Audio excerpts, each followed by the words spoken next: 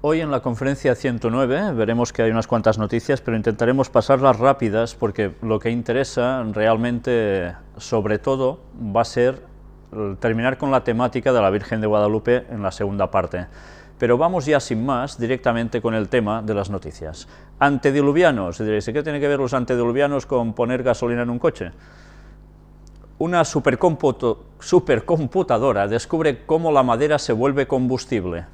Los científicos pueden predecir la eficacia de la extracción de energía de diferentes tipos de madera que crecen en distintos tipos de suelo. ¿Sabéis? Esta noticia os la he puesto porque había personas que negaban que el combustible fuera producto de fósiles. Nosotros pudimos ver, como ya Elena White hablaba de ello, que precisamente esos grandes bosques y esos grandes animales, etcétera, antediluvianos, con el diluvio, precisamente que todo se regiró, que terminó bajo la superficie de la Tierra, es lo que acaba siendo el combustible que se utiliza, el petróleo, por decirnos de algún modo, y también el gas que surge de esas bolsas de petróleo, ¿no? Pues bien, ahora aquí ya queda incluso comprobado cómo puede llegar a suceder ese proceso, todo calculado con estas supercomputadoras, ¿no? Pues bien, entremos en la salud.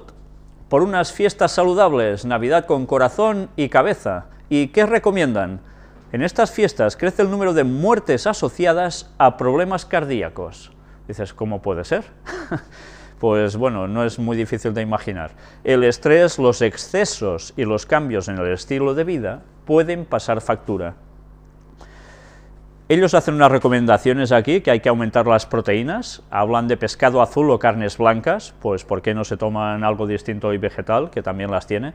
Y tomar algún hidrato de carbono como legumbres o verduras. La verdad es que es una etapa en que muchas personas sí que pasan estrés. Yo mismo he podido comprobar con personas que van pasando cerca de mí, que empiezas a entablar conversación con ellos, y a algunos les estresa mucho tener que juntarse con sus familias por Navidad, porque en las familias además suele haber alguien que da el mal rollo, siempre hay como la oveja negra, ¿no?, de una familia, o más de una, y normalmente hay altercados, hay problemas, gente que no se quiere ver durante todo el año y ese día se tiene que ver por fuerza, parece ser, y eso genera un poco de mal rollo, ¿no? Supongo que no en todas las casas debe pasar lo mismo, pero bien, yo sí que he podido hablar con varias personas que eso les sucede. Sea como fuera, lo que debemos tener claro es que lo que sí que hay que evitar son los excesos, y en esta época precisamente es lo que más abunda. Empiezas a hablar con las personas y te dicen lo que van a comer, su dieta durante estos días, y uno se queda, bueno, esperpántico, porque dices, madre mía, pero ¿qué come la gente estos días, ¿no? Y tanto como llegan a comer. Pues bien, seamos consecuentes, y si alguien celebra la Navidad, pues que no lo haga en desmesura, ¿no? Y hablemos de la crisis, porque con la crisis también la gente se gasta menos en los regalitos famosos de Navidad, en las comilonas, etcétera, etcétera, pero aún y así lo van haciendo. En esta crisis nos dice que España tardará hasta 2032 en recuperar el nivel de bienestar anterior a la crisis.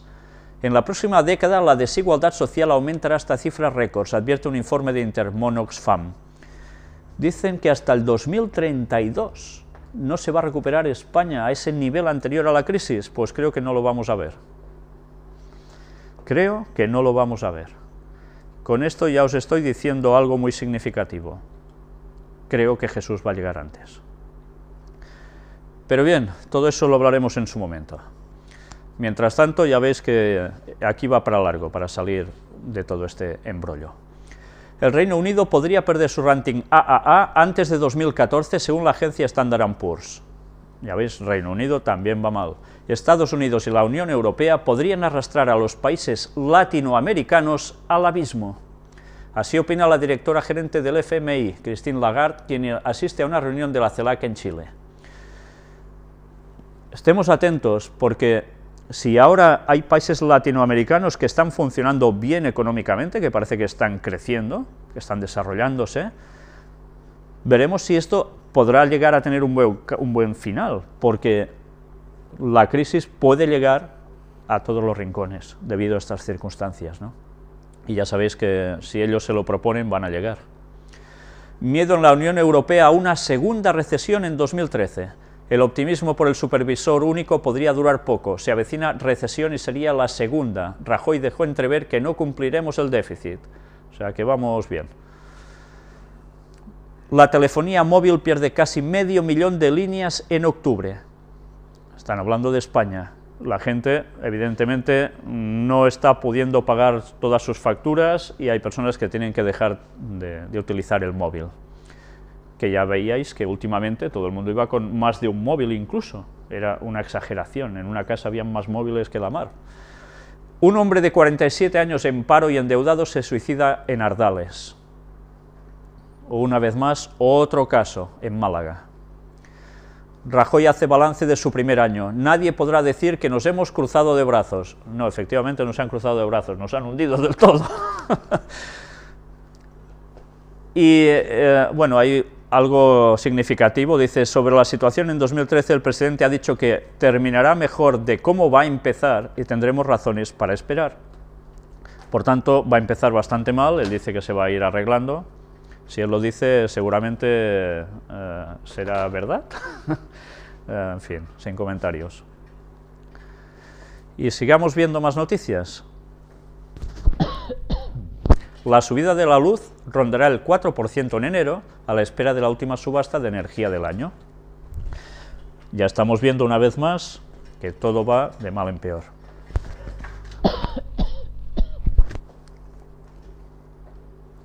El Santander absorberá Banesto y planea cerrar 700 sucursales. Ya veis cómo precisamente siguen habiendo absorciones de bancos, todos se están monopolizando aún más. Intermón, unos 7 millones de personas se quedarán sin ayuda humanitaria por los recortes. Ya veis que esto es muchísima gente. La morosidad de hipotecas se sitúa en el 3,6% en septiembre, con un récord de 23.227 millones. Ya es una barbaridad. La gente no puede pagar hipotecas.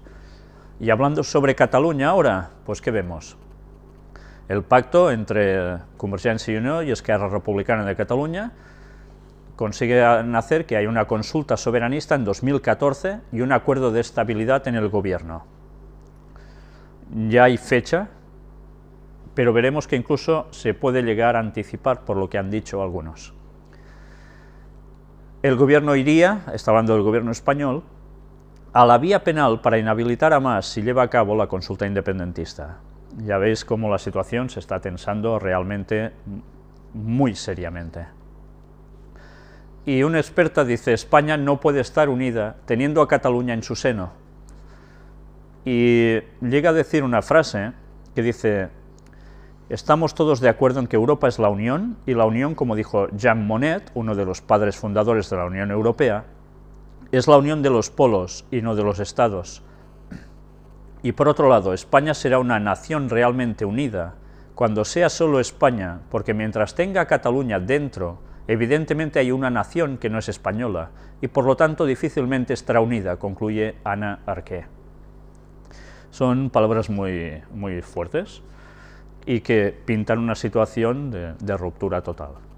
Oriol Junqueras ve un adelantamiento de la consulta soberanista, es lo que os decía. Si él viene a decir de que si la situación con el gobierno español se va tensando tanto, puede ser incluso necesario tener que hacerlas antes.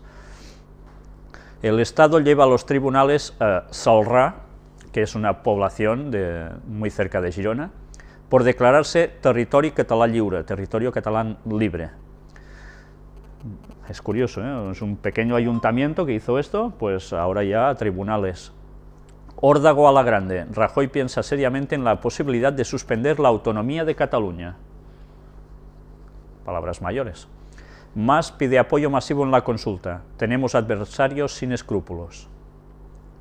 Y así va siguiendo la tensión.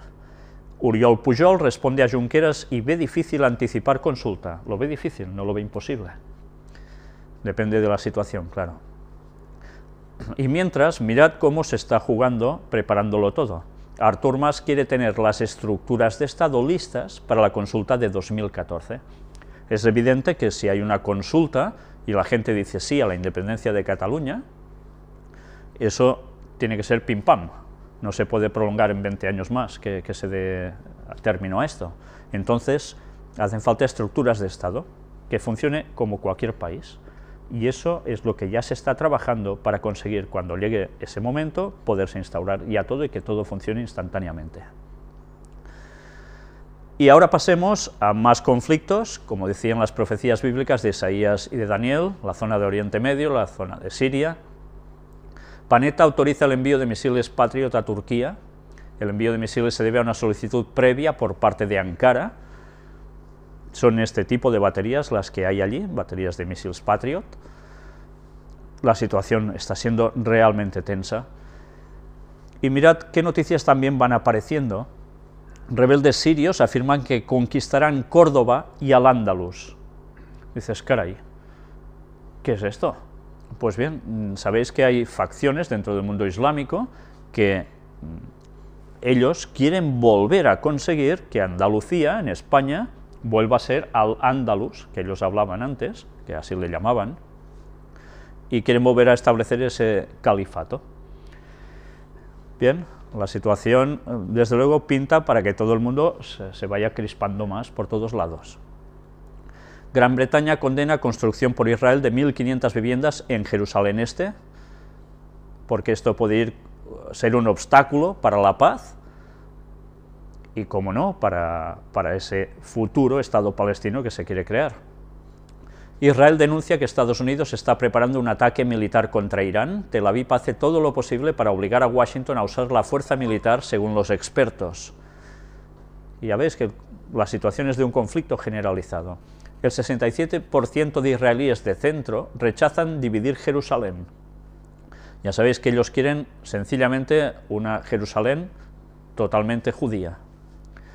El Departamento de Estado de Estados Unidos, obligado a luchar contra la influencia de Irán en América Latina. Ya estamos viendo cómo están surgiendo demasiadas noticias hablando de América Latina y de situaciones tensas, sea económicamente o sea precisamente así, por lo que podría llegar a haber una conflagración, ¿no? Esperemos que no pase, pero realmente ahora puede ya suceder cualquier cosa. 2.000 soldados extranjeros serán desplegados en la frontera turco-siria. Se va preparando todo en esa zona. Ayatolá iraquí emite una fatua: los cristianos deben convertirse al Islam o morir. Bien, son facciones de ellos, no todos piensan así, pero de tanto en tanto sale alguien como este líder chiita iraquí que pronuncia estas palabras y evidentemente deja un malestar bastante contundente. Irán, Estados Unidos podría usar armas químicas en Siria como provocación y culpar a Assad. El jefe de la diplomacia iraní en Moscú asegura que una parte de las armas químicas ha caído en manos de la oposición siria. El embajador de Irán en Rusia, Mahmoud Reza Shahadi, sugirió que los Estados Unidos podrían usar armas químicas en Siria como provocación y luego atribuir la responsabilidad al presidente sirio Bashar al-Assad. Y así ya tenían la excusa para poder intervenir. Y viendo este repaso, que la verdad es que te quedas perplejo cuando ves que pocas noticias llegan a salir buenas en esta situación mundial, añadimos una vez más la muerte de animales, tal como estaba pronosticada en Oseas. Vamos ahora a entrar un vídeo. Recordemos primero el texto de Oseas 4:3, que nos dice: por lo cual se enlutará la tierra y se extenuará todo morador de ella, con las bestias del campo y las aves del cielo, y aun los peces del mar morirán. Veamos precisamente lo que llaman suicidio masivo de calamares en California.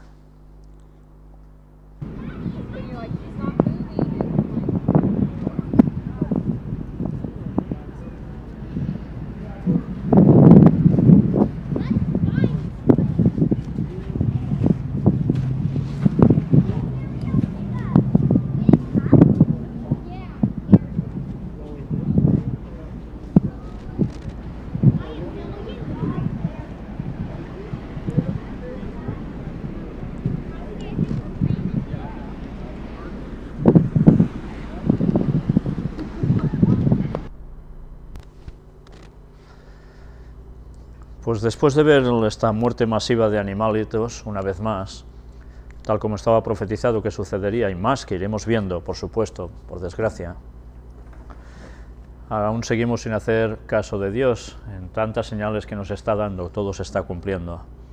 Y ahora vamos a hablar un momento sobre homosexualidad. Publican una Biblia gay en Estados Unidos. Los editores indican como autor del libro a Dios y como colaborador a Jesucristo. Y lo que hacen sencillamente es cambiar alguna parte de esos textos que no hablan precisamente florituras al respecto en la Biblia, y como esas partes estorban, pues bueno, sencillamente se quitan y listos, ¿no? En vez de querer cambiar nosotros, intentamos querer cambiar a Dios. Soy gay y me opongo a las bodas gays porque la razón del matrimonio no es el romanticismo, y lo dice Richard Bachorn, periodista irlandés. No me siento discriminado porque entiendo que hay buenas razones para ello, asegura. El interés de los niños debe primar sobre los adultos. Y habla precisamente de los enlaces, también de matrimoniales, de cómo también los hijos son criados por matrimonios homosexuales, lo que esto puede llegar a implicar para los niños, etcétera, etcétera. Y es un propio gay que no está de acuerdo en esto. Ha suscitado una gran polémica dentro precisamente de los movimientos gays. Y por si fuera poco, después de todo su testimonio, también aparece aquí un católico y profesor de español, Philippe Ariño, un homosexual que apoya a la Iglesia contra el matrimonio gay. Ha escrito varios libros proponiendo la vida de continencia y castidad, e intensifica su campaña tras el proyecto de François Hollande. Una vez más, incluso gente gay está hablando todo lo contrario, apoyando a la propia, en este caso, Iglesia Católica, ¿no? Pero bien, que son cosas que sorprenden y que están generando un debate que desde luego muchos no esperaban. Y hablemos ahora sobre ateísmo. Niños sin Dios en Estados Unidos lanzan una web para promover ateísmo entre los menores. El sitio proporciona información sobre religión, ciencia, discriminación y sexualidad, entre otros temas. La Asociación Humanista Americana creó un sitio web que se dedica a ayudar a los niños y adolescentes de diferentes edades que no creen en Dios o que aún no han formado opinión al respecto en su camino hacia el ateísmo. Y luego veremos alguna otra opinión que no dejará de sorprendernos viendo cómo se está creando esta dicotomía, esta rivalidad, por decirlo de algún modo, entre los creyentes y los no creyentes a la hora de generar el sentir de la población. Pero antes hablemos del Vaticano. Aquí tenéis una estampita muy navideña con el arbolito iluminado al lado del obelisco. El Papa al presidente palestino: impulsar coraje de la reconciliación en Medio Oriente. Y aquí tenéis a Abbas junto al Papa Benedicto XVI, dándose la mano en un acto muy cordial, en el cual precisamente hablaban de la situación de estos territorios palestinos de Oriente Medio, de la problemática con las comunidades cristianas que están allí, que pueden ayudar precisamente en esa reconciliación, en esa paz. Y aquí tenéis todo en detalle de lo que sucedió allí, y vamos a destacar algo interesante. También se detuvieron sobre la situación en la región, atormentada por tantos conflictos, impulsando la valentía de la reconciliación y de la paz. No faltó asimismo una referencia al aporte que las comunidades cristianas ofrecen al bien común de la sociedad en los territorios palestinos y en todo Oriente Medio. La Asamblea General de la ONU, de 193 países, aprobó una resolución para elevar el estatus observador de la Autoridad Palestina en las Naciones Unidas de entidad a Estado no miembro, el mismo que posee el Vaticano. El Vaticano acogió la resolución, lo que representó un reconocimiento implícito de un Estado palestino. La Santa Sede entonces renovó su petición de que se otorgue a Jerusalén un estatus especial garantizado a nivel internacional, algo que el gobierno israelí rechaza. Israel tomó Jerusalén Oriental, además de Cisjordania y la Franja de Gaza, en la Guerra de Oriente Medio de 1967, y luego se la anexionó, en una iniciativa sin reconocimiento internacional. Ahora el Estado judío considera Jerusalén como su capital unida y eterna. Por tanto, una situación de muy mala solución, pero que ya veis que el Vaticano toma partido abiertamente por una parte, ¿no? Y hablando sobre temas navideños de esas regiones de allí, vamos a generalizar y recordemos los famosos pesebres. Pesebre y Evangelios, titulan este artículo. La tradición de animales en los nacimientos bebe en los apócrifos, en los libros apócrifos y los profetas. El pesebre o Belén es una tradición popular muy enraizada en Cataluña, aunque no solo aquí. Descubrimos la costumbre del Belén navideño por todo el mundo. Podemos encontrar pesebres en muchos países europeos, África, Latinoamérica, Estados Unidos. Mirad el origen, precisamente, del pesebre. Su origen histórico se remonta al siglo XIII. En la Navidad de 1223, Francisco de Asís, en una ermita de Greccio, un pequeño pueblo situado entre Roma y Asís, organizó el primer Belén viviente de la historia. Incluso consiguió que se celebrase la Eucaristía en el lugar ante la primera representación viva del nacimiento de Jesús. La tradición se conservó desde aquel momento, y el paso a Belénes con figuras fijas no tardó en llegar. Luego nos va diciendo, aunque lógicamente su inspiración y fundamentos son bíblicos, concretamente de los Evangelios, está cimentada en los datos que nos proporcionan prioritariamente los Evangelios canónicos, concretamente los de Mateo y Lucas. Ambos conservan los llamados relatos de la infancia, aunque con acentos distintos. En el Evangelio de Mateo descubrimos la escena de María con el niño, la de los magos o sabios de Oriente guiados por una estrella hasta Belén, el lugar donde ha nacido Jesús, para adorarlo, la figura de Herodes, la matanza de los inocentes y la huida de Egipto. Por su parte, Lucas sitúa también la escena del nacimiento en Belén, en un establo donde María junto con José ponen al niño en un pesebre, un comedero de animales, porque no encontraron lugar donde hospedarse. El anuncio del acontecimiento por parte de un ángel a unos pastores que dormían al raso, indicándoles que es una buena noticia, una gran alegría para todo el pueblo.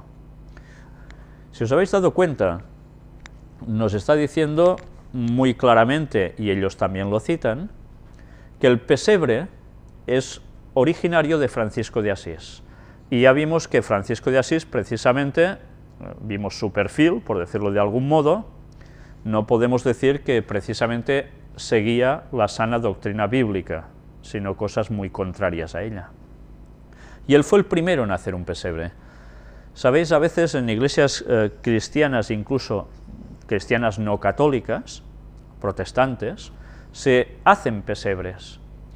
Y a veces no somos conscientes de que si se hacen pesebres, estamos haciendo una vez más algo que es contrario al segundo mandamiento de no te harás imagen, porque en el pesebre se pone lo que se dice que es un niñito Jesús.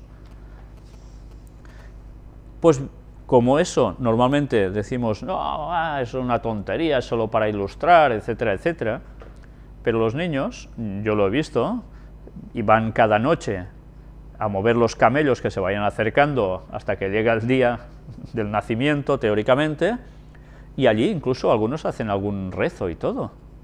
Pues bien, ¿esto es lógico para un cristiano? No, no debería ser así. Pero como hace bonito, hace Navidad, pues en muchas casas cristianas se está haciendo eso, cristianas no católicas, También es curioso ver el dato, como ellos mismos, indicando el texto del Nuevo Testamento en Lucas, nos habla de que los pastores dormían al raso. Si los pastores dormían un 25 de diciembre, cuidando ovejas, lo tenían bastante chungo. Esto quiere decir de que evidentemente Jesús no nació el 25 de diciembre. Ya vimos en qué se basaba precisamente el 25 de diciembre, en el nacimiento de Tamuz, no precisamente en el de Jesús. Luego aquí nos va siguiendo dando detalles de por qué hay los animales que se ponen en el pesebre, pero vamos a destacar algo. La tradición del pesebre hunde sus raíces más profundas en los datos bíblicos, adornado con algunas otras tradiciones menores de la piedad popular. El pesebre nos habla del verdadero sentido de la Navidad, es una catequesis iconográfica, forma parte de nuestra cultura. Les invito a mantener la buena costumbre de poner el Belén en sus casas, centros sociales, etcétera, etcétera. quiero que os quedéis con este dato. Es una catequesis iconográfica. ¿Qué quiere decir esto? Los iconos, ¿qué son? Pues las imágenes, sean en dibujitos, sean en pinturas, sean en estatuas. Ya estuvimos hablando en el apartado sobre puertas dimensionales precisamente de lo malo que realmente es eso y abominable a Dios, y de cómo el diablo utiliza estas cosas precisamente para nada bueno. Pues eso en el fondo es una iconográfica catequesis. Catequesis, ¿qué quiere decir? Que te está adoctrinando. O sea, tú ves unas imágenes y con esas imágenes te quedas. Pero que ya hemos visto cómo precisamente el diablo las puede usar para todo lo contrario que debería ser. Pero de eso seguiremos hablando en la segunda parte del tema de hoy. Pero antes vamos a pasar unos vídeos. No me acordaba, ahora tenemos 3 vídeos seguidos que son del propio Vaticano, hablando sobre el árbol de Navidad y también sobre la Navidad. Vamos a ver el primero de ellos y haremos unos breves comentarios. El árbol de Navidad es una tradición cristiana que identifica el nacimiento de Jesús con la luz que ilumina el mundo. Así lo explicó Benedicto XVI a los representantes de Pescopenazzaro, ciudad de la región italiana de Isernia, que este año regaló el árbol que decora la plaza de San Pedro. Dio si è fatto uomo ed è venuto in mezzo a noi per dissipare le tenebre dell'errore e del peccato, recando all'umanità la sua luce divina.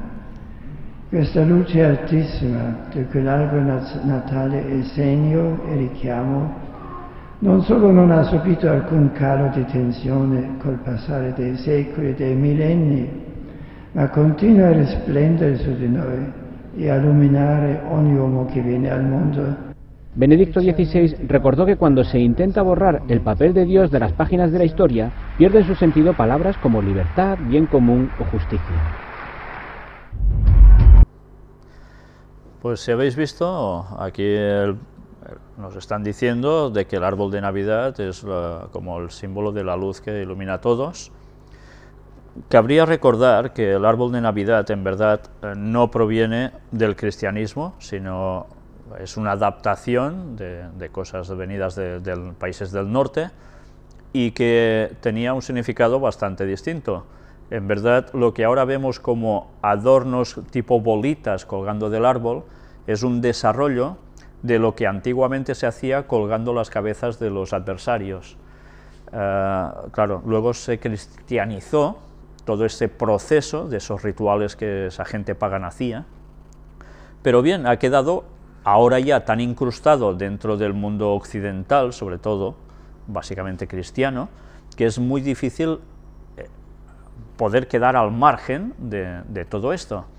Luego seguiremos hablando un poco más sobre el árbol de Navidad. Ahora vamos a entrar en el segundo vídeo. Queridos hermanos y hermanas, al acercarse la Navidad, la Iglesia nos invita a disponernos con fervor y sencillez a la celebración del nacimiento del Salvador. La liturgia de esta fiesta fue aficiándose con el correr del tiempo. El primero que afirmó que Jesús nació el 25 de diciembre fue Hipólito de Roma, allá por el siglo III. Pero la atmósfera particular que se respira en esta celebración navideña fue favorecida sobre todo por San Francisco de Asís, debido al especial amor y devoción que este santo profesaba al misterio de la encarnación del Hijo de Dios. Tomás de Celano, el biógrafo de San Francisco, narra la intensidad con la que vivía y celebraba el pobrecillo de Asís la noche de Navidad, a partir de la experiencia maravillosa que tuvo ante el pesebre en Greggio. Bien, habéis visto que aquí ha vuelto a citar a Francisco de Asís, del cual nosotros ya hemos hablado, pero un dato interesante. Dice que Hipólito, sobre el siglo III, fue el primero que habló de que el nacimiento de Jesús fue el 25 de diciembre, Pues bien, Hipólito coló un gol de cuidado con todo esto, porque evidentemente no fue el 25 de diciembre. Sea como fuere, ya hemos visto de que el árbol de Navidad tiene un gran peso y es muy difícil abstraerse de que la gente actualmente no ponga un árbol de Navidad, aun siendo cristiana y no creyendo en estas cosas que a veces ellos dicen, ¿no? Sea como fuere, os recomiendo que veáis un tema, una predicación que ha hecho precisamente mi hermano esta mañana, que también la podréis encontrar en el canal de televisión, supongo que muy pronto, donde precisamente se habla de si los cristianos también podemos tener árbol de Navidad o no, y cómo Elena White habla también de él. Vais a ver, resumiendo a modo grosso, de que no es ilícito que nosotros tengamos un árbol de Navidad, pero siempre y cuando utilicemos esas costumbres que estas personas tienen para generarlo y llevarlo al terreno adecuado, y que así sirva para beneficiar a otras personas y no a nosotros entre nosotros. Pero bien, eso lo veréis con detalle. Desde luego, Elena White utiliza una lógica bastante aplastante. Vamos a ver ahora el tercer vídeo seguido, y cómo el Papa habla precisamente sobre la celebración de la Navidad. Vamos a ver el vídeo.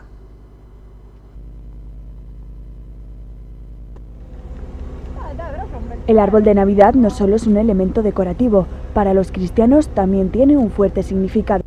Este árbol indica que en el corazón del invierno, donde todo está seco, donde los árboles no tienen hojas, este árbol verde es símbolo de la vida. Y esta vida tiene un nombre, que es Jesucristo. El árbol de Navidad, símbolo de la vida y de la esperanza, se decora en todo el mundo con adornos y luces. Esta decoración muestra la importancia del nacimiento de Jesús. Jesús se ha hecho pobre naciendo en un lugar como es Belén, donde hay solo pobreza. Pero no es una pobreza sin sentido, es una pobreza que lleva en sí misma una gran riqueza espiritual, de dones, de energías, de paz. La primera vez que se colocó un árbol de Navidad en el Vaticano fue en 1982 a petición de Juan Pablo II. Él quiso que tanto el Belén como el árbol, los dos principales signos de la Navidad, fueran muy visibles en la plaza de San Pedro.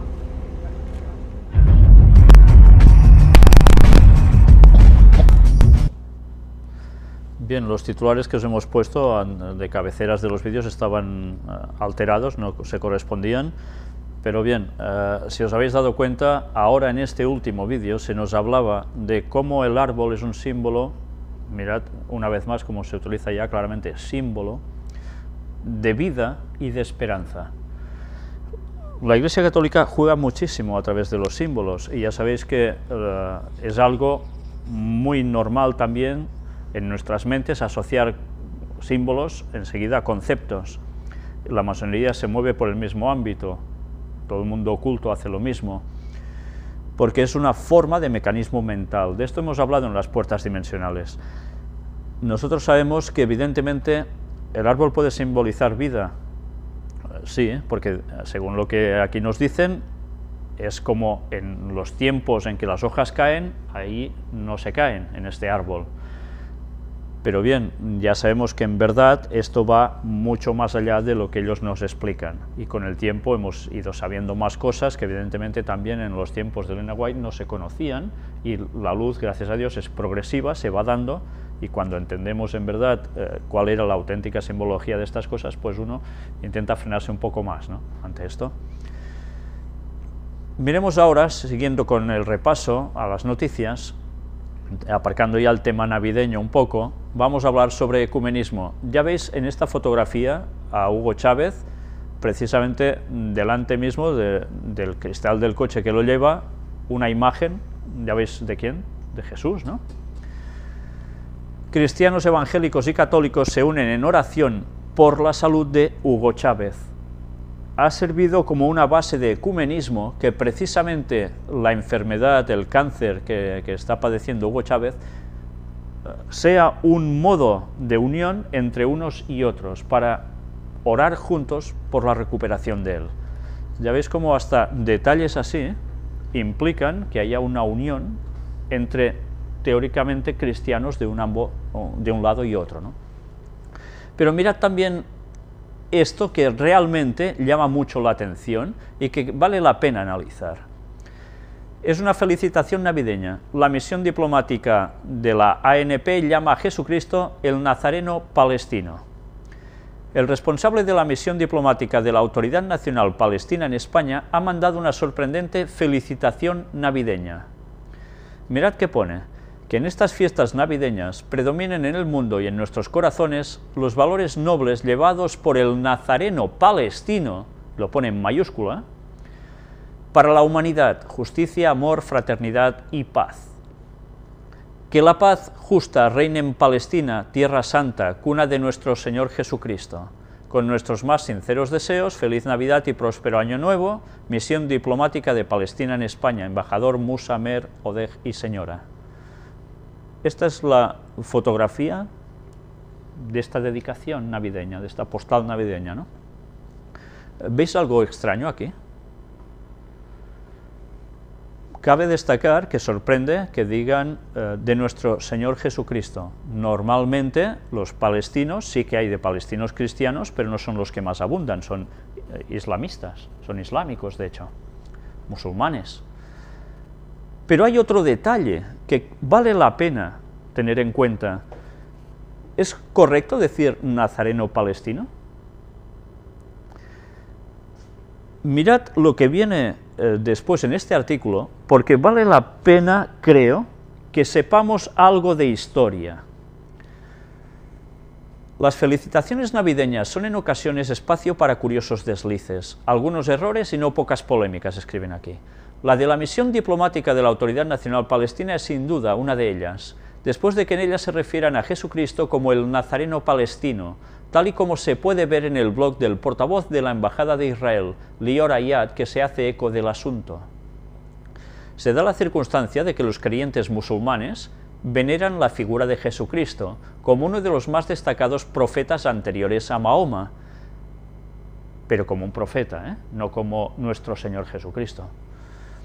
E incluso afirman la virginidad de María, así que tiene cierta lógica que el representante de la ANP felicite la Navidad y reivindique la figura de Jesús. Ellos aquí no hacen mención de lo que os he comentado de que le llamen nuestro Señor Jesucristo, porque un profeta para ellos no sería nuestro Señor, no es el mismo concepto que para un cristiano, de Dios. Lo que no la tiene, por supuesto, es que se define a Jesucristo como el Nazareno palestino, y no la tiene por una sencilla razón. El nombre Palestina no se usa hasta más de un siglo después, en el año 135. Roma da a toda la región el nombre de provincia siria Palestina, precisamente para borrar todo rastro de presencia hebrea en la que antes era llamada Judea. Recordemos además que Palestina viene de otra palabra, que era Filistea. Por tanto, no podríamos llamar a Jesús palestino o filisteo, sería una auténtica aberración.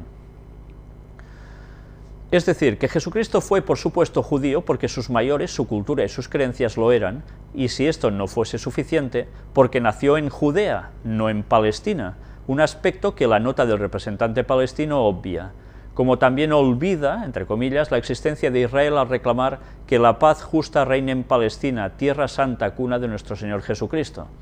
Desligar Tierra Santa de Israel es un asunto complicado, como lo es afirmar sin más que Palestina es la cuna de Jesucristo, al mismo tiempo que le llamas Nazareno. Belén sí está en Cisjordania, en lo que hoy en día es territorio de la ANP, mientras que Nazaret es una ciudad más del distrito norte de Israel. Son detalles históricos que aquí no van errados y que cabe tener en cuenta y ver que es fácil, con unas simples palabras, dar conceptos que verdaderamente no son ciertos, ¿no? Pero ya se sabe, se están buscando unas ciertas alianzas entre los palestinos y el mundo occidental en detrimento de Israel. Yo no digo que una cosa sea buena ni otra mala, pero hay cosas que nosotros, gracias a la Biblia, sabemos que verdaderamente así no funcionan, ¿no? El gobierno socialista francés actuará contra católicos, judíos y musulmanes que tengan una patología religiosa. ¿Qué es esto? El gobierno socialista de Francia anunció la creación de un Observatorio Nacional de Laicidad, una iniciativa que en la práctica se traduciría en una violación a la libertad religiosa, con la deportación de musulmanes, judíos y cristianos que sean considerados portadores de una patología religiosa. El presidente François Hollande, vinculado a la francmasonería, que en su campaña electoral ofreció legalizar las uniones homosexuales equiparadas al matrimonio, dijo el pasado 10 de diciembre que en el año 2013 se establecerá el citado observatorio. Este organismo, señala un comunicado oficial de la Presidencia, tendrá como tarea formular propuestas sobre la transmisión de la moral pública para darle un lugar digno de ella en la escuela. Y, claro, todo esto, ¿a qué conlleva? Mirad en el apartado donde nos dice señalar a los extremistas de todos los credos. Valls, cuyo gobierno permite la pornografía con muchachas de 18 años de edad, pone aquí, resaltó que el observatorio se enfocará en extremistas de todos los credos y puso como ejemplo al grupo lefebrista Civitas, cuyas acciones consideró en los límites de la legalidad, cuando ha protestado en más de una ocasión contra el aborto, la ley de uniones gay y en defensa de la libertad religiosa. Deportarán también a imanes extranjeros, en caso de que lleguen a notárseles estas patologías religiosas. Y mirad incluso en la parte de abajo donde nos dice, Valls dijo además que los creacionistas en Estados Unidos y en el mundo islámico, los extremistas musulmanes y los católicos ultratradicionalistas y los judíos ultraortodoxos quieren vivir separadamente del mundo moderno. Con este observatorio, el gobierno de Francia sería quien decida quiénes son los católicos que se portan bien, cuando en el país se debate una ley para legalizar las uniones homosexuales que fue rechazada el pasado 17 de noviembre por una marea humana de 250.000 de personas aproximadamente que salió a las calles de las principales ciudades del país. Evidentemente, ya veis que el artículo tiene una tendencia, una connotación muy católica, pero nos está dando unos detalles interesantes, ¿no? A partir de ahora, el gobierno francés puede decidir quién está en línea y quién no está en línea religiosamente. Y si no se está en línea lo que ellos promulgan, pues lo puedes llegar a tener problemas, ¿entendéis? La cosa se está poniendo un poco seria. Apocalipsis 13, ya sabéis, cuando nos habla de Estados Unidos en la profecía. Obama a las familias de las víctimas de Newton, es intolerable, debemos cambiar. Todo viene, ya lo recordáis, por esa masacre, ¿no?, que hubo tan impresionante. El presidente habló en una vigilia por las familias y se reunió en privado con ellas. Obama declaró que van a tener que tomar medidas significativas para prevenir futuras tragedias como esta. Algo habría que hacer. Vamos a ir viendo más cosas incluso al respecto.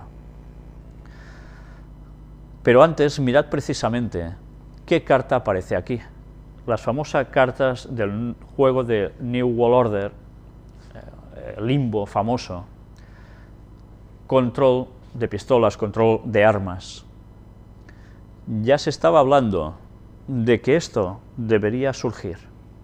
Y esto es lo que se está debatiendo tanto en Estados Unidos a raíz de todas estas masacres que han habido correlativas y que esta última ha pesado tanto. Algo hay que hacer para controlar las armas. ¿Sabéis cuando algún ex jesuita ya había hablado, luego murió asesinado precisamente, envenenado, por decir de que los jesuitas pretendían acabar con el armamento de la población norteamericana para que se pudiesen ir imponiendo ciertas leyes y ellos tuvieran que acatarlas sí o sí y no se pudieran defender? Este era un propósito de los jesuitas. Pues bien, tiene su gracia ver cómo con el paso del tiempo estas cosas van saliendo, ¿no? Y las cartas de Imbo ya hablaban de esto precisamente. Y mientras tanto ya vemos lo que va apareciendo en consecuencia a lo que allí pasó. El exgobernador de Arkansas dice, el tiroteo de Newton ocurrió porque hemos echado a Dios de nuestras escuelas. Y ya sabéis que la profecía dice de que la moral va a ser utilizada en Estados Unidos desde abajo hacia arriba para apretar a los gobernantes a que impongan las leyes una vez más, moralmente religiosas, que van a favorecer al protestantismo, sí, pero sobre todo ¿a quién? Al mismísimo Vaticano. Y evidentemente ya sabemos que eso no pasa porque sí, pasa porque viene dado por una serie de circunstancias y un trabajo previo por debajo muy bien realizado. Pues sea como fuere, ya vemos que hay frases que empiezan a darnos ya una sensación de que todo puede ir en la dirección dentro de poco tiempo que se estaba esperando. Y mirad lo que os decía antes, los católicos son el grupo mayoritario en el nuevo Congreso de los Estados Unidos. Se ha ido trabajando, se ha ido subiendo, y todo esto va a dar sus frutos. Y aunque la mayor parte de la población estadounidense siga siendo protestante, ya veis cómo la gente que legisla no son protestantes, sino que ahora ya son católicos. ¿A quién van a beneficiar? A la mínima que haya un respaldo de la población a ciertas leyes. Evidentemente, como decía Elena White, a través de la profecía bíblica, al mismísimo Vaticano, para imponer, al final, la ley dominical. Y que eso es lo que va a traer los problemas al pueblo de Dios y al mundo en general. Y mirad, hablando sobre moral, un estudio compara el jugar a juegos violentos con la nicotina. Y se han hecho unos estudios muy significativos. Después de jugar se les pidió a 70 personas que durante 3 días estaban expuestos a juegos violentos, como los que aquí aparecen, durante 20 minutos. Dice que después de jugar se les pidió a los participantes que leyeran el comienzo de una historia y la terminaran con una de las 20 posibilidades que el protagonista podía tomar. Los jugadores que fueron expuestos a juegos violentos terminaron la historia de una forma más agresiva que los que no. Después de eso se les dijo a los participantes que había otro de ellos en otra habitación, cosa que era falsa, y que tenían que competir con ellos jugando una prueba en la que tenían que ser los primeros en responder a las señales visuales que vieran en pantalla. El ganador tendría entonces la posibilidad de enviar un desagradable sonido a su rival. Los jugadores expuestos a los juegos violentos enviaron un sonido más alto y prolongado que los que no. Finalmente, el estudio concluyó lo siguiente: jugar videojuegos podría ser comparado con fumar cigarrillos. Un solo cigarro no causará cáncer de pulmón, pero fumar durante semanas, meses o años incrementará el riesgo. De la misma forma, la exposición repetida a los videojuegos violentos tiene un efecto acumulativo de agresividad. Y aún habrá gente que dirá, qué tontería, yo estoy jugando y no voy pegando tiros a nadie. Cierto, pero ¿y nuestras actitudes serán las mismas ante la vida, ante las situaciones? ¿Seremos más violentos?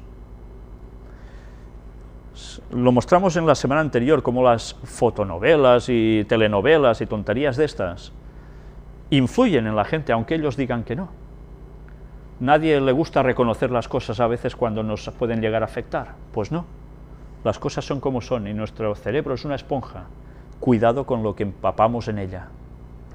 La Asociación Nacional del Rifle carga contra los videojuegos violentos.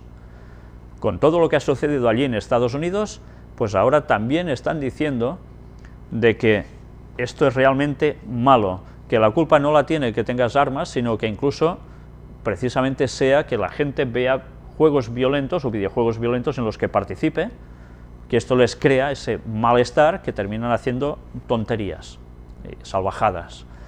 Y mirad lo que dice aquí, en otros detalles, según ha informado Kotaku, a Lapierre le tembló la voz durante toda la conferencia, como si él mismo no creyese lo que estaba diciendo. Finalmente condenó que no haya personal armado en los colegios para evitar este tipo de masacres, diciendo que si los profesores no van a llevar armas, deberían haber guardias de seguridad con ellas. La situación, desde luego, es fuerte, ¿eh? Y hablando de cosas fuertes, cambio climático. ¿Se frenará el calentamiento global? Científicos hallan la forma de enfriar la Tierra. Toma, ya tenemos una solución. La medida le costaría a la humanidad solo 8.000 millones de dólares al año. Científicos estadounidenses afirman que la humanidad podría frenar el calentamiento global metiendo en la atmósfera partículas reflexivas, lo que le costaría solo unos 8.000 millones de dólares al año. Investigadores de la Universidad de Harvard, encabezados por el profesor de física aplicada David Cate, publicaron 2 trabajos en los que proponen su solución al problema del calentamiento global y en particular al problema del derretimiento de glaciares en el Polo Norte. El profesor Cate sostiene que bastaría con reducir la penetración de rayos solares solo un 0,5% para volver la extensión de la banquisa ártica a los niveles preindustriales. Para este fin, el científico propone introducir en la atmósfera partículas reflexivas, lo que costaría ese precio que hemos dicho. Que claro, que es muy barato para rescatar al planeta, dicen. Sin embargo, esa solución radical de geoingeniería al calentamiento global podría tener consecuencias negativas inesperadas e incluso desastrosas para el planeta, advierte Cate. ¿Qué van a hacer? No lo sé, pero desde luego para arreglar una cosa que se han sacado de la manga y la van a poder liar más, es complicado, ¿eh? Ciencia y tecnología. Una tetrapléjica logra mover un brazo robótico con el impulso lanzado por su pensamiento. Esto sí que es una buena ciencia. Y aquí tenéis, la destreza y precisión de sus movimientos es muy parecida a la que desarrolla un brazo humano. La mujer, paralizada por una enfermedad del sistema nervioso, tiene 2 microelectrodos implantados en el cerebro y la entrenaron durante 3 meses. Y fue un momento muy impresionante cuando consiguió moverlo como ella quería mentalmente, ¿eh? Mirad hasta qué punto está avanzando la ciencia. Y no sé si algo os recordará esto. Mula robótica podrá cargar hasta 180 kilos de material militar, lo que facilitará la carga del pesado material militar que tienen que transportar los militares de infantería. ¿Recordáis algo de esto? ¿Recordáis ese artilugio que parecía una cabra con patas raras, que iba subiendo por la montaña, pasaba por hielo y todo, le daban patadas y mantenía el equilibrio? Pues bien, de este tipo de mulas, por decirlo de algún modo, se trata. Las van a cargar con peso y ala, y ese bicho automático va a subir donde ellos quieran. Así los soldados irán pues más libres de peso. Es otra función que podía tener el aparatejo que vimos en su momento hace tiempo. ¿De quién es? De DARPA, de los que tantos vídeos hemos pasado ya sobre robots y demás, que trabajan sobre todo en proyectos avanzados de defensa de Estados Unidos. Y así vemos cómo verdaderamente la ciencia va aumentando a todos los niveles. A tal punto que mirad ahora las cosas que vais a ver aquí, en esta sección de control. Verizon patenta dispositivo de cable que te espía cuando ves televisión para transmitir anuncios personalizados. ¿Hasta qué punto se está llegando ya para que lo que tú hagas en tu casa pueda ser más o menos visto de algún modo y a partir de allí te puedan pasar información directa también de publicidad para ti, personalizados totalmente? Esto no es suficiente, aún hay más. Directrices de seguridad ponen a todos los ciudadanos de Estados Unidos bajo sospecha. Se supone que uno es inocente hasta que se pruebe su culpabilidad en este país, no al revés. Aquí resulta de que la vigilancia se quiere hacer a través de todos estos medios que consigan precisamente, teóricamente, ir contra el terrorismo. Pero se están utilizando unos métodos que terminan totalmente con la privacidad de las personas. Y va a haber un estricto control prácticamente sobre todo el poblador de allí. Y mirad hasta qué punto. Espionaje por seguridad. Estados Unidos equipa sus autobuses con dispositivos de escucha. En total se planea gastar unos 6 millones de dólares en la instalación de los aparatos, donde se va a poder oír las conversaciones de cualquier persona que esté en el autobús. Bueno, es que dices que es una psicosis por terrorismo, o es que verdaderamente hay unas ganas de vigilar a las personas en especial. No es todo, aún hay más. Mi ordenador es un espía. Computadoras compradas a crédito grabaron a sus dueños. Un software activaba la cámara web y captó a personas desnudas y hasta parejas que practicaban sexo. La compran a crédito, a plazos, mientras tanto ellos aún no son propietarios de eso, y se les podía activar la cámara allí. Pero lo curioso es que incluso una vez pagadas, eso se seguía encendiendo, y allí ha habido aún más polémica. Pero ya veis hasta qué punto, si tenéis cámaras instaladas, meted algo, tapadla, haced lo que queráis porque os las pueden activar. Esto ya sabíamos que pasaba, pero ahora ya se destapa oficialmente, ¿no? Y bien, sabéis que esta semana ha sido una semana que nosotros podemos ser ectoplasmas con patas, que hemos sobrevivido al fin del mundo. Qué cosas, ¿eh? Sabéis que esta semana era el día del fin del mundo. Eso habían dicho tantas personas. Vamos a hacer un repaso a la cantidad de bueno, yo no sé cómo titularlo, salvajadas, burradas, ponedle el calificativo que queráis. Se agotan las velas en China por temor a un apagón en toda la Tierra. Ya sabéis que se hablaba, a través de muchas profecías, que a partir del día 21 habría 3 días de oscuridad. Pues ahora aquí sí que es oscuro porque ya es de noche, pero durante el día no ha habido oscuridad ninguna, ni aquí ni en ninguna otra parte.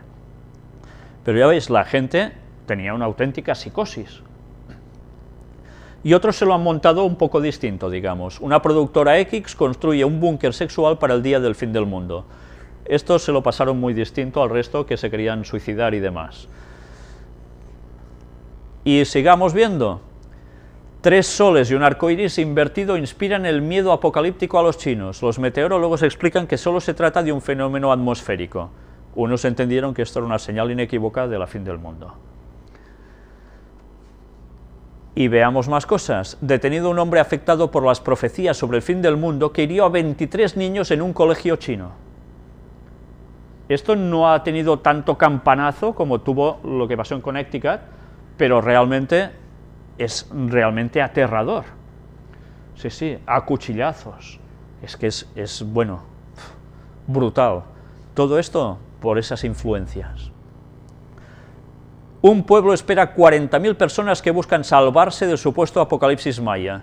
Y esto era en Bugarak, un pueblo que está aquí en el Pirineo francés, muy cerca de aquí, relativamente cerca, y donde a alguien se le ocurrió decir que allí no pasaría el fin del mundo, que allí se salvarían, y 40.000 personas para allá.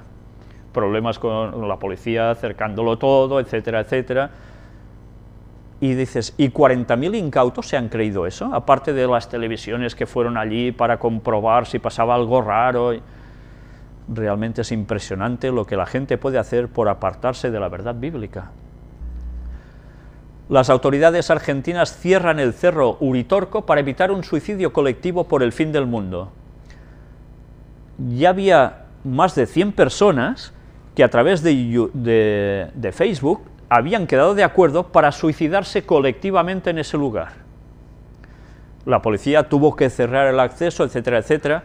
Alguien ha dicho de que, como es un centro energético muy típico para la gente puesta en estas cosas, que si había sido un bulo lanzado para que verdaderamente se cerrara el acceso y personas de cierto estatus puestos en rituales y cosas extrañas, bastante satánicas, pudiesen ir libremente allí y nadie los molestaría. Bien, esto es un dato muy poco comprobable, pero que también ha circulado, ¿no? La verdad es que lo que sí es fuerte es que verdaderamente haya personas que pudiesen llegar a hacer una cosa como lo que aquí anuncia. China ha detenido a más de 500 personas por advertir sobre el fin del mundo, y está hablando de una iglesia de Dios Todopoderoso, así llamada, que decía que les tenían que dar las pertenencias a la organización, a esta secta, y era la forma de salvarse. Tontos no eran. Y después, dice la otra noticia, son casi 1 millar los detenidos en China por augurar el fin del mundo. Iban repartiendo panfletos también, y bueno, y así ya veis qué psicosis colectiva se ha llegado a crear. Pero ahora vamos a terminar este repaso con este ritual inca contra la predicción maya. Ya veis, son 2 pueblos indios distintos, los incas, los mayas, y vais a ver cómo, bueno, mirad lo que nos pone aquí. Dice, cuando se reúnen estos chamanes, y dice, vestidos con ropa habitual amazónica y el altiplano, estos peruanos pidieron a los dioses y sus antepasados que eviten las catástrofes vaticinadas por los mayas. ¿Sabéis? Se decía que los mayas habían anunciado el fin del mundo, que nos dicen que no lo habían anunciado, que era un cambio de era, no sé qué, etcétera, etcétera, un fin de calendario y demás, una etapa más de niveles. Pues estos hacen rituales para contrarrestar lo que habían dicho los otros. Y vamos a ver cómo son estos rituales en el vídeo que ahora vamos a pasar. Es realmente curioso de ver la de cosas que llegan a hacer. Ellos van a salvar el mundo. Así. Dígale que haya tranquilidad y paz. Calma la ira del mar.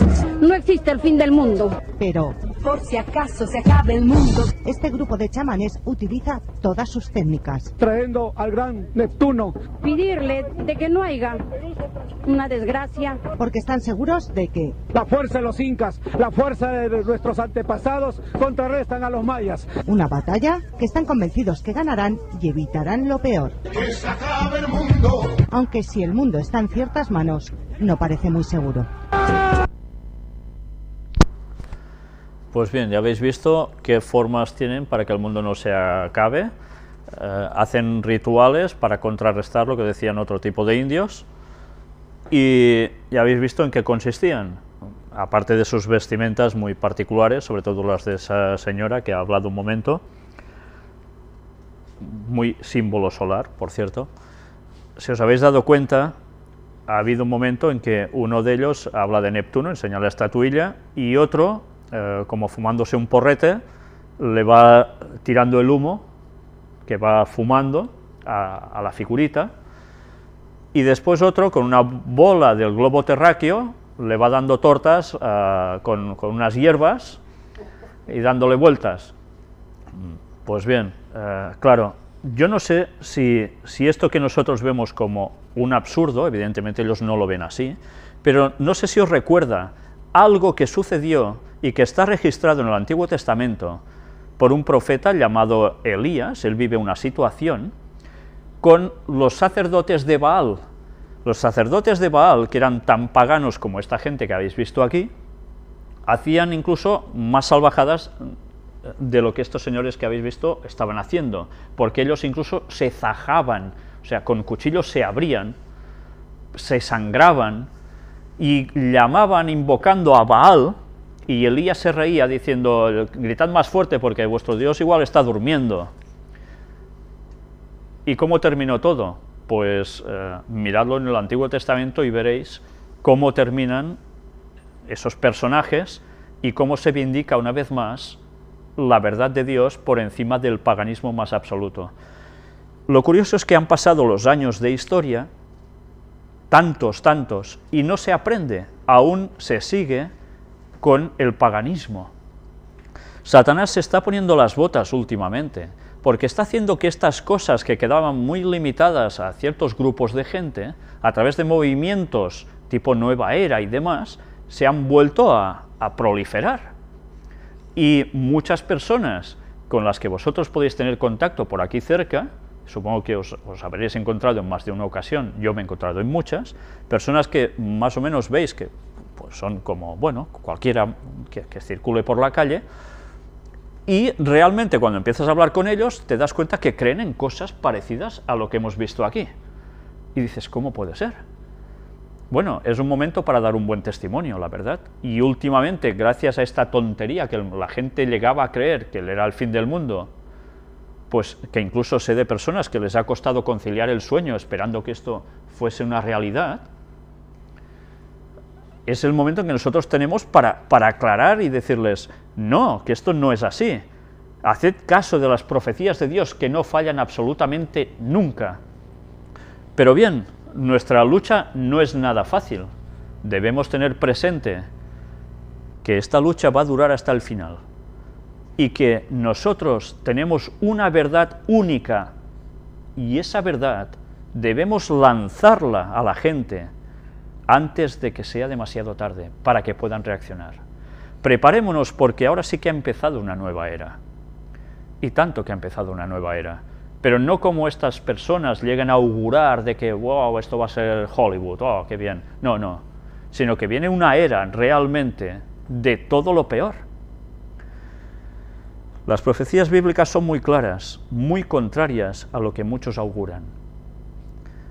Nosotros hemos tenido el privilegio de conocer la verdad, pero ese privilegio también suscita que tenemos una gran responsabilidad.